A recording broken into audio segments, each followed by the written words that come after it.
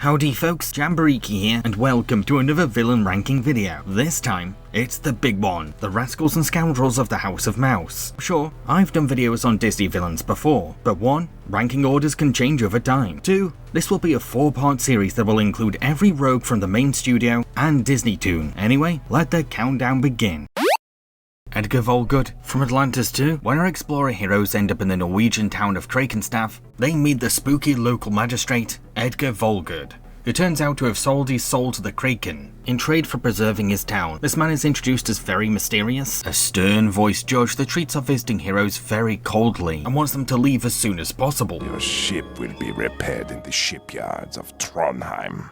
You should leave soon. The roads are treacherous after dark. Oh, and the fact that these townspeople live in shell-shocked fear certainly builds up a sense of tension. There is a darkness around Edgar Vulgar, and that shadow has dimmed all that was happy here. Heck, you could argue that Kraken is a character in its own right. A Scandinavian town that's become a ghost of a once charming home to its quaint locals, now shrouded in enigma and literal fog. Where is that coming from? What is it? It is not of this earth. Disappointingly though, like every other Atlantis 2 villain, Edgar falls short of what he could have been, because he's stuck in episode 1 of a cancelled Atlantis cartoon, which means that all of his promises of villain is wastefully rushed. Here we have this nautical despot that has traded his soul with a fish devil, voiced by Mr. Krabs himself, Clancy Brown, yet he just ends up being this boring old man that wanders around the film with a crossed face, and an immortality that means Navo.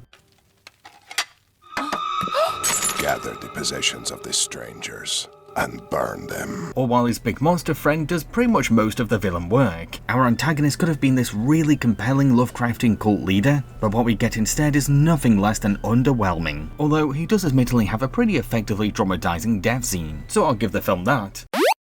Dawn from Zootopia. Officer Judy and the street-smart Nick are investigating a missing animal case, and they soon learn that predators are being turned feral with night howler flowers, all in an effort to spark prejudice against predators. The culprit behind this scheme? None other than the assistant mayor, Dawn Bellweather. Now, there is some intrigue to this film's dark mystery, and how it takes our heroes deeper down a conspiracy rabbit hole, but Dawn herself is pretty much the worst Disney twist villain to date. She's a put-upon office assistant that's frequently bullied by her mayor boss, but we never see her seething within, or developing a dark side. If anything, she's quite passive about her mistreatment. I think Mayor Lionheart just wanted the sheep vote. But he did give me that nice mug. Oh. So, when it turns out that Dawn is the movie's villain, it's less of a clever turn of events, and more of a complete whiplash, because we were given no red flags for her involvement in the conspiracy, or signs that she was a baddie in the making. There's a difference between a smartly foreshadowed mystery twist and a novelty gimmick to shock audiences. It doesn't help that she's a lousy antagonist in the finale too, like she's terrible at coming up with a clever excuse when questioned. How did you know where to find us?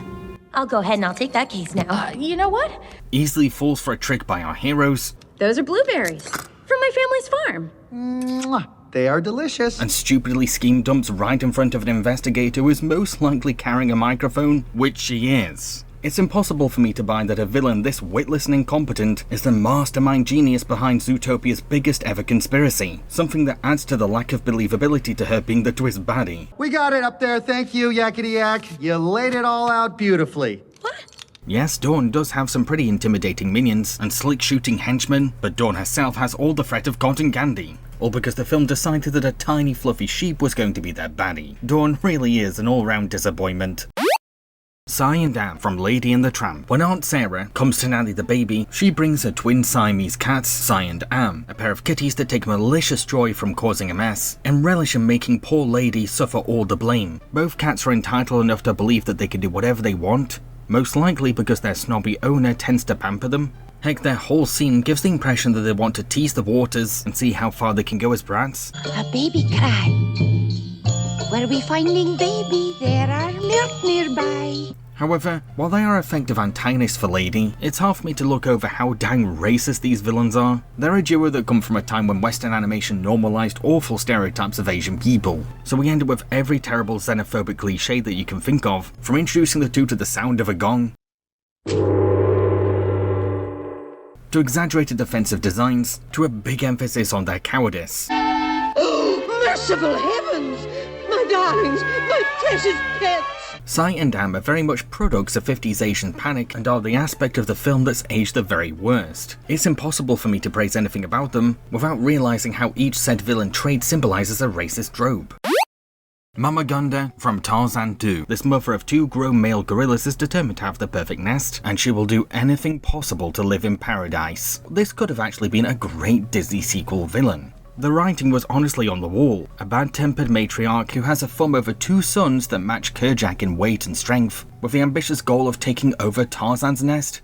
And this time, anyone who gets in her way is gonna feel the terrible wrath of Mama Frog! However, despite a war cry, Gunda never gets to battle Kerjak because the film refuses to let her leave the valley that she's stuck in. So we end up with a villain plot that goes nowhere, and a finale that's more goofy than grandiose. Well, you're so bony, I bet the vultures wouldn't even want you.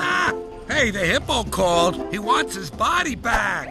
Sure, Gunda does have a backstory about being rejected by communities, but the more that we get to know Gunda and her kids, the more we see exactly why she was banished. So I can't even say that she works as a sympathetic baddie.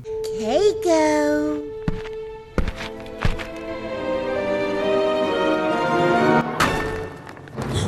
I guess you could say that Gunda's tale is supposed to be a lesson for Tarzan, a way of teaching the boy about what can happen to you if you get bitter over social rejection. But Tarzan is way too busy bonding with his grumpy new friend to care about that sentiment, so this parallel ends up being pretty hollow. It is iffy how Gunda gets everything that she ever wanted in the end, after bullying and tormenting our heroes, but to be fair, falling in love does make her into a soft and gentler character, so it's maybe harsh to say that she doesn't make any effort to atone her ways. Now boys, the 2 of you are going to fix that nice tree of Zugor's that you broke all to pieces. Boys.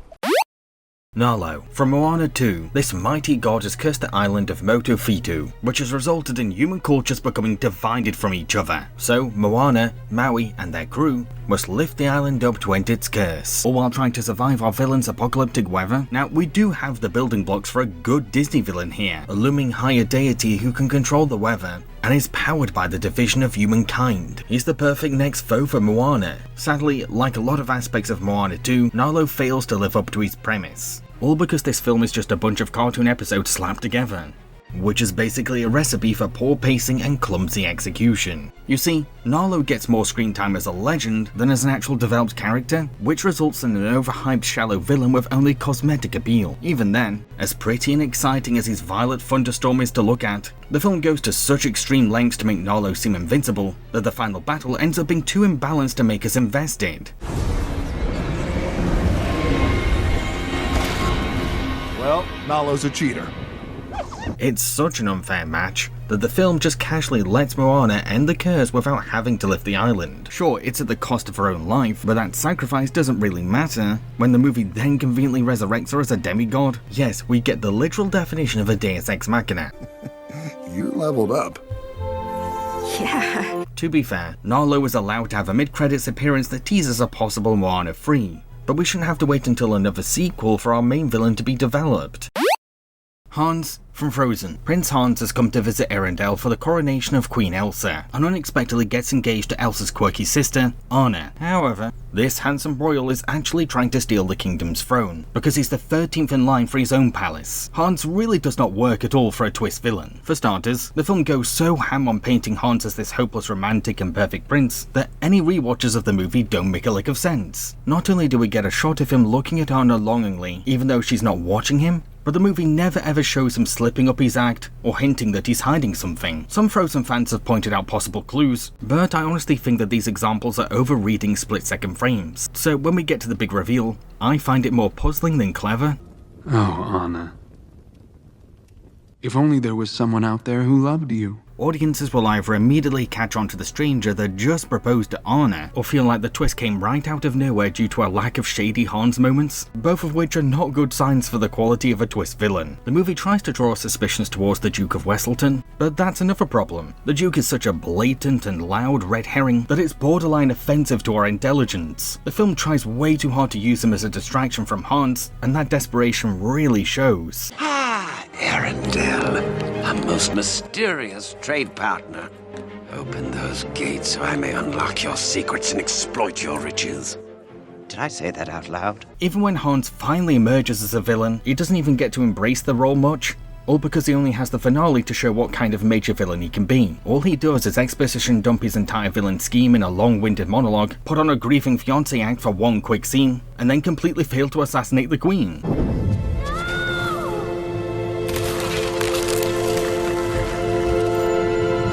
Not to mention, because he's been initially designed to appear like your average Prince Charming, he ends up looking too cute and pretty to pull off any intimidating menace. Hans is better remembered for the shock value of being an evil Disney prince than providing anything interesting or memorable as an actual villain. Winky, from the adventures of Ichabod and Mr. Toad. When Toad develops an obsession for motorcars, the crooked Winky and his weasel pals trick the wealthy amphibian by making the fool trade his mansion for a car, which, unbeknown to him, was actually stolen by the weasels. Winky does have the presence of someone that we can enjoy resenting, a stylishly dressed con artist that wears a constant turd-eating grin and happily lies through his teeth. You tried to sell me a stolen motor car. While his name is far from intimidating, and his design is too quirky for him to come off as scary, he does later wield some pretty intense weapons, so it's kind of wrong to imply that he's incapable of threat. However, Winky is actually a twist villain, a rogue who pretends to be a run-of-the-mill bartender, only to then later reveal that he was collaborating with the weasels. He's not a good twist though, because we get little to no indication that he has something up his sleeves before the big betrayal, and my head hurts whenever I try to work out how much of the setup was planned. Although I can kind of forgive all of this, because I do think that Winky was actually the studio's first ever attempt at a twist villain, so of course he's going to be rough around the edges. I'll confess that he's not the brightest villain either though, because he treats the deed for Toad Hall like it's a brochure he's just collected, and is not exactly vigilant about its security. It's obvious that Disney just wanted to make the heist easier for our heroes. Extra contrivance points go to how Toad's retrieval of the deed happens completely off-screen, a cartoon logic convenience that further hinders any sense of challenge. There's some chemistry missing from Winky and the Weasels too. Heck, I actually don't like the idea of the Weasels having a human leader. It makes a lot more sense to make our leader the Weasel too, because it creates a strong predators working together dynamic. We will build a slaughterhouse capable of processing all forms of river-dwelling life. So yeah, Winky might have some classical vaudevillian charm, but beyond his colourful fashion and snide voice, he's kind of subpar as a baddie. Edgar, from the Aristocats. When Edgar the butler learns that his boss, Madame Adelaide, is going to leave her fortune with her pet cats, he tries to get rid of the felines in the middle of the night. However, the cats survive and journey back to their owner. I will admit that a little bit of me does feel sorry for Edgar at first. He's a loyal and hard-working butler to his rich boss, yet she would rather hand her wealth to her pets, who don't even understand money, let alone how to access a bank account. It's a nonsensical plot point that only exists to contrive Edgar's motives. Cats inherit first, and I come after the cats. Me after... No, it's not fair. However, any sympathy I have immediately fades once he catnaps from an old lonely lady and cruelly abandons said domesticated pets in the outside world. Duchess! Kittens! Duchess! Where are you? While I would say that he's one of the studio's weaker mainline animated villains, I will give credit where it's due. The man knows how to use his years of loyalty as a servant to avoid any suspicion. Not only is he able to trick the trusting cats into drinking spiked milk, but he's also very good at playing up the part of a faithful and concerned butler around a grieving madam. But I was so sure that I heard them. I'm so sorry, madam. Unfortunately though, I'd say that Edgar's flaws outnumber any of his skills. Outside of his acting jobs, this butler is a pretty aloof and clumsy baddie. The kind of criminal that doesn't double check if their victim survived, and carelessly leaves behind double evidence at the scene. My hat! My umbrella! Oh gracious. I've got to get those things back tonight. He's noticeably missing the traditional menace that comes with the best of Disney villains, all because there's way more emphasis on his embarrassing awkwardness than any kind of intimidating evil. I actually wouldn't say that he gets to dig his teeth into being a genuine threat until the finale, which is quite a long time for audiences to wait.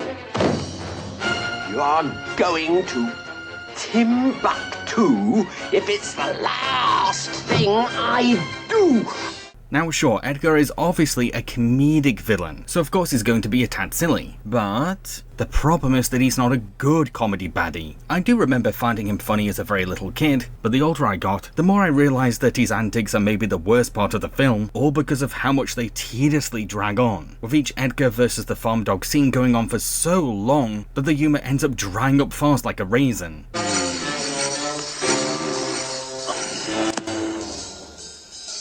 So Edgar fails as a serious villain and as a comedic baddie, leaving us with a Disney rogue that's neither scary or funny, a real dud of a villain that lacks the ingredients needed for a great House of Mouse antagonist.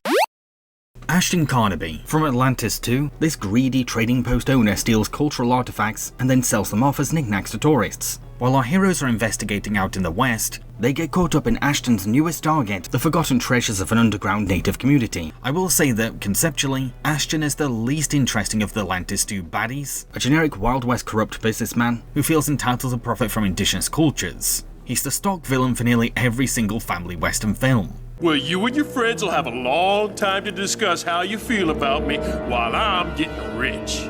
I also wouldn't call him particularly savvy as a criminal. He already has a pretty shady reputation as the local slippery salesman, and he's a rubbish liar who can't handle being cornered as a suspect. How do you know that the missing crate contains pottery? I don't. To be fair though, he does become a rather intimidating foe in the story's finale, a villain who is able to sneak attack the explorers while looking kinda menacing in a gas mask. Plus he does deserve credit for instinctively weaponizing his beloved pottery. A little homemade prairie grass mixture makes a good sleeping gas, wouldn't you agree? Let's be frank too, it is kind of rewarding to see this self-entitled thief facing a grim comeuppance at the very hands of the people that he's been reaping from. I can't think of a more fitting end for this grebe. What happened to Carnaby? He is with us now. Crone from Dinosaur. This big iguanodon is the leader of a huge herd that's migrating to greener pastures, but he lacks any compassion as a chief, and refuses to make sure that all of his herd survives the journey. Anyone can tell that this sour-faced dinosaur doesn't care about being a good leader. He's just soaking in his position of power and indulging in the benefits of being the strongest dino in the pack.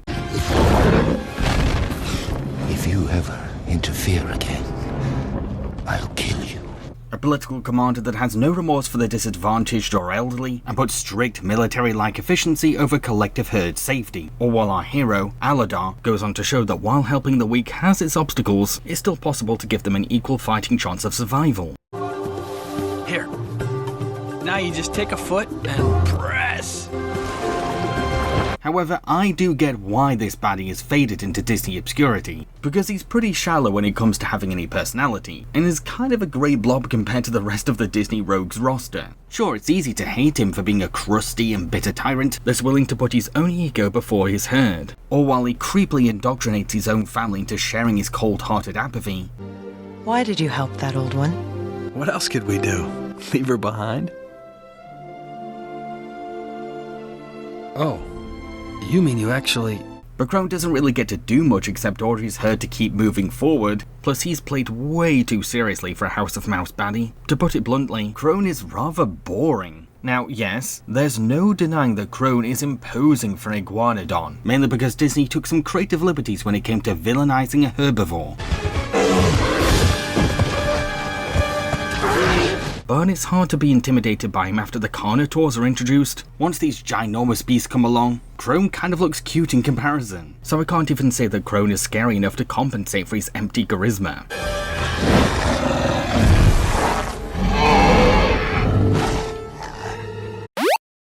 King Runard from Frozen 2. Long ago, Elsa and Anna's grandfather, King Runard, offered a celebration of peace to the magical Northuldra people, but then a war suddenly broke out. However, we later discover that Runard himself fueled said conflict. There's unfortunately very little to work with when it comes to analysing this particular villain, because he's barely in the film, and he's pretty much dead in the present timeline, which means that he never gets to personally interact with our heroes, and his character development is too thin to make the twist mean all that much. I mean, it's kind of hard to be shocked to learn that a granddad that we hardly knew was really a baddie. Although, I'm always for any animated mainstream film that challenges colonial propaganda, because it's very important to question government-approved history, and we should be open to learning about the dark side of the past. I will also say that what we briefly saw of Runard did show the makings of a decent Disney villain, because he demonstrated a keen sense of strategy as a tyrant, from his plan to use a staged peace offering as bait, to how he's built a dam as a gift, but it's actually a trap to make the indigenous natives dependent on him. King Runard, the dam isn't strengthening our waters, it's hurting the forest. Not to mention, Runard's mistrust towards magic users does play into Frozen's running theme of prejudice against the enchantedly gifted, and how fear can be the trigger for hateful violence. That is not what magic does. That's just your fear. Fear is what can't be trusted. It's just a shame that the king's villainy is all through flashbacks, and he never gets to be a physical threat in the context of Frozen 2, because this aimless sequel could have really done with a more prominent antagonist.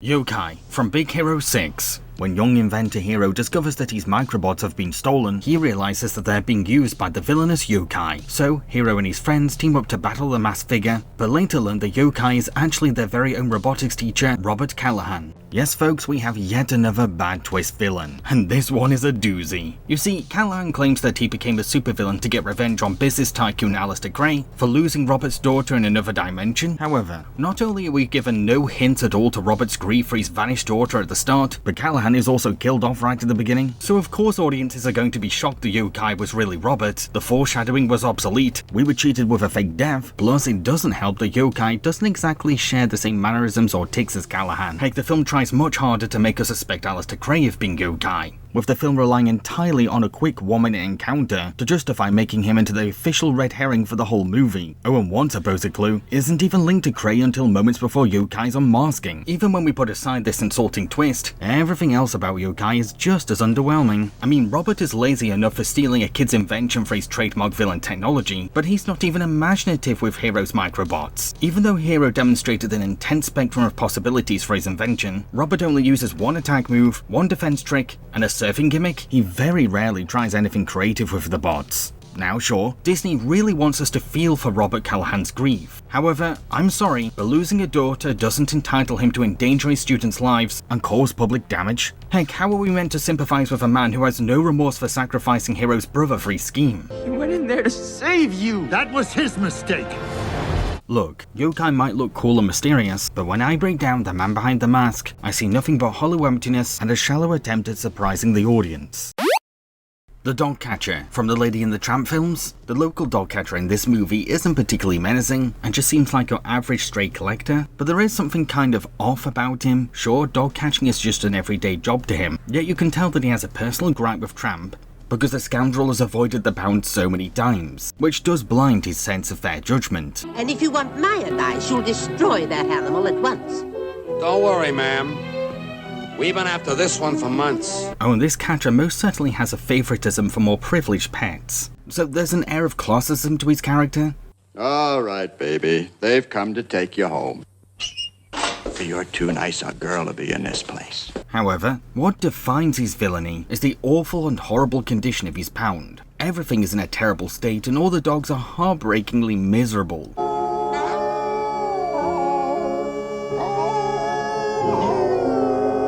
While some people might argue that euthanasia is a merciful end for unadopted dogs, we never get to see how our villain puts them down, and our imaginations are left to picture something possibly inhumane. I mean, it is a shelter from 1909 after all. While I wouldn't call the dog catcher an interesting villain, I at least find his nonchalant attitude to dog abuse to be effectively disturbing. Lady and the Tramp 2's dog catcher though, oh boy, talk about a major step down. He's not only been given a silly Don Knotts inspired redesign and change of voice, It's off to the pound with you, big fella, huh? but he's also an oafish chatterbox and the punchline of the movie. He's a cotton candy revision of the first film's antagonist that panders to kids like no tomorrow, by putting a condescending emphasis on slapstick and incompetence. Sure, he might be able to get some easy chuckles out of impressionable toddlers, but it is rather insulting that Disney are trying this hard to avoid making him scary, and that does hamper the sequel's dramatic finale.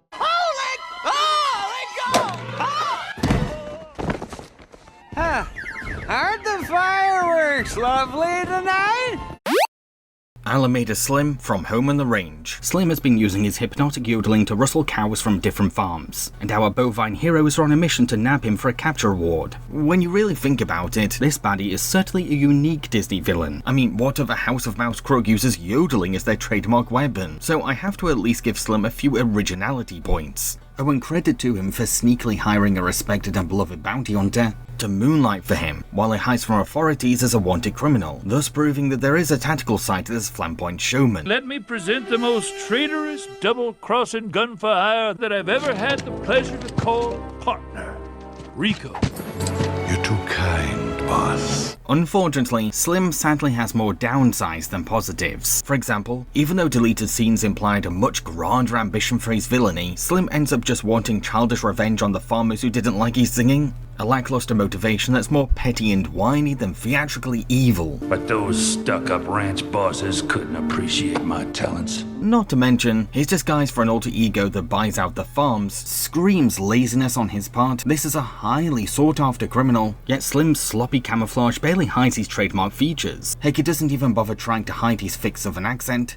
Odell's the name, foreclosure's the game. And actually lifts his glasses up in one scene. I'm sorry, but I don't buy that an entire community is gullibly fallen for such a weak disguise. The worst thing about Slim, though, has to be his obnoxious dynamic with his brain-dead nephew minions. Sure, these henchmen have at least one or two funny moments, but most of their humor is so juvenile that no one over the age of 3 will find them to be hilarious. And judging by the earmark, I'd say these are the last of Big Mike Donald's herd. Big Mike Donald had a farm? E-I-E-I!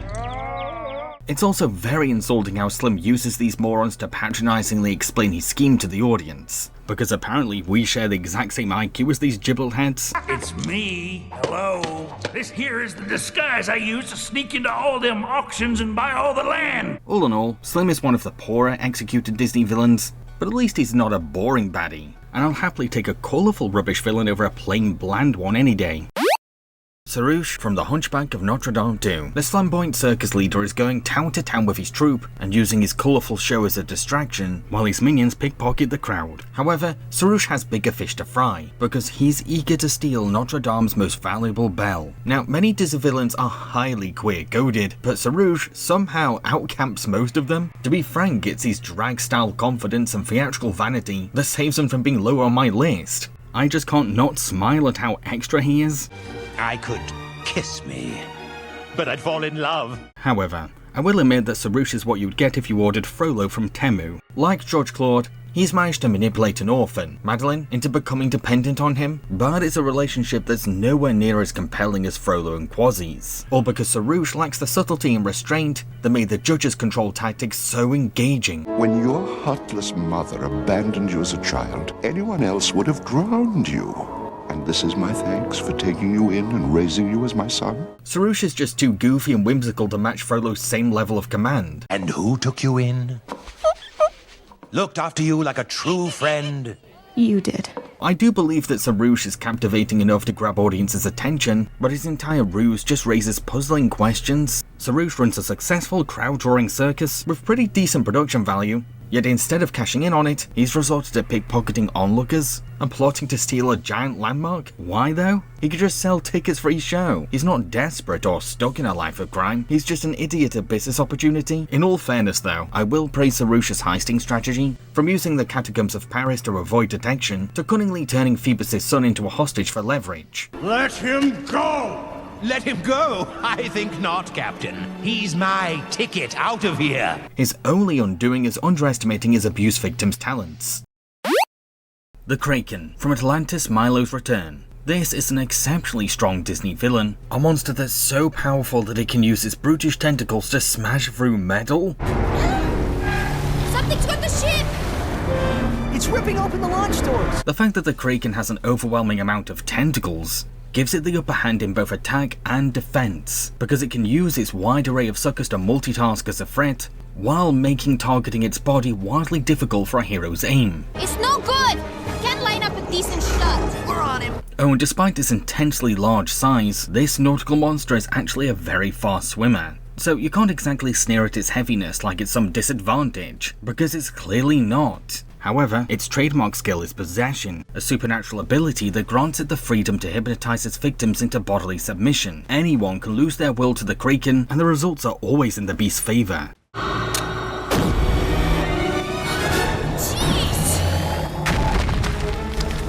To watch his aim. Sadly though, I have to say that the film's low-budget straight-to-video production values squander all the Kraken's potential.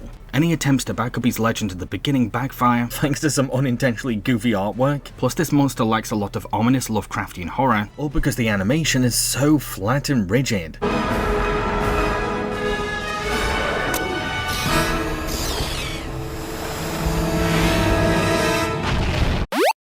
Eric Hellstrom from Atlantis 2. Mr. Hellstrom is an eccentric rich man who has deluded himself into thinking that he's Odin the Norse god, and is now determined to bring about a doomsday. Eric is a Norse mythology superfan with more money and time than mental stability, a nerd for Scandinavian legends who is egotistical enough to buy that he's an agile god. All while our heroes are stuck playing along like hostage larbers. You're the trickster, Loki. You seek the power of my spear. No! You'll not trick me.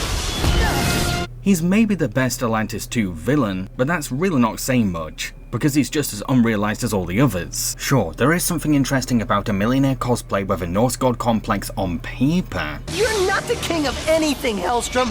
You're a boat builder. But we're never given the chance to get to know the real Eric Hellstrom before his villainy, so we can't exactly get sucked into his change of character or resonate with his mental decline. All we're given is a crazy old man going even crazier. Ragnarok approaches. It is I, Odin, who shall stand triumphant. There is an appeal to the tension of our heroes becoming characters in Eric's delusions, but the story's short runtime means that said idea doesn't really go that far, which is kind of a bummer, because it would have been fun to see the whole of Team Atlantis trapped in Eric's fanfiction. That being said, I did say that he's the best baddie in the film. That's because he gets to be the most hammy with his villainy and lean the furthest into his character's gimmick, all while he comes extremely close to pulling off an actual apocalypse. And the Fire Lord will set the sky ablaze. Well, those are all the villains that I have time for in part 1, but tune in next month for part 2. I've been Jambareeqi. Cheerio, folks.